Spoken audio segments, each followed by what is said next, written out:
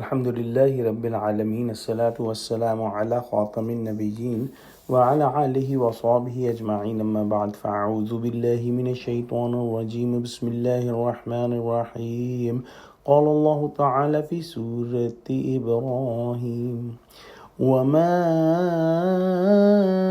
أرسلنا من رسول إلا بلسان قومه ليبين لهم فيضل الله من يشاء ويهدي من يشاء وهو العزيز الحكيم. Translation. And we had not sent any messenger except with the language of his people, that he might explain the message to them clearly. Then Allah let go astray whom he will, and guides to right way whom he pleases, and he is the Almighty, all-wise. In this ayah, Allah subhanahu wa ta'ala has given the general rule on which Allah subhanahu wa ta'ala has sent the messengers, the prophets, to different nations. And this rule is that whenever Allah subhanahu wa ta'ala chooses a messenger from a nation, that messenger speaks the language of the nation, and he explains the message of Allah subhanahu wa ta'ala in the mother tongue of the people. So there is no chance that the people have any difficulty understanding the message of Allah subhanahu wa ta'ala.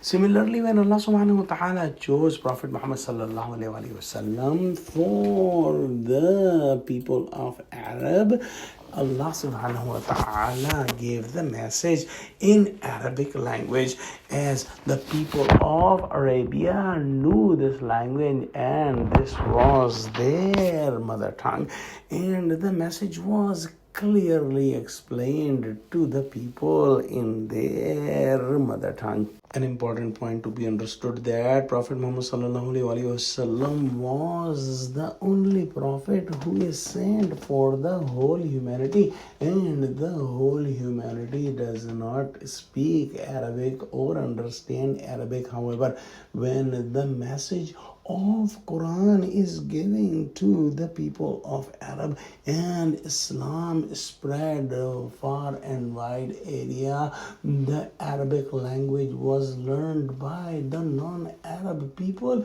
even more than the people of Arabia. And now we know that in every part of the world, the people speak and understand and learn the Arabic language. So the message of Islam came originally in the Arabic language, but now it has spread to all the languages of the world. As the history is a witness, the non-Arab people, when they were given the hidayah, the light and knowledge of Islam, they did master the Arabic language, and they proved that the message of Allah subhanahu wa ta'ala is fully understood by the non-Arab people as well. They became the leaders and the teachers of Quran and the Quranic sciences, and all the message of Allah subhanahu wa ta'ala in Hadith was translated in almost all the languages of the world. So the message of Allah subhanahu wa ta'ala has been given to the whole world.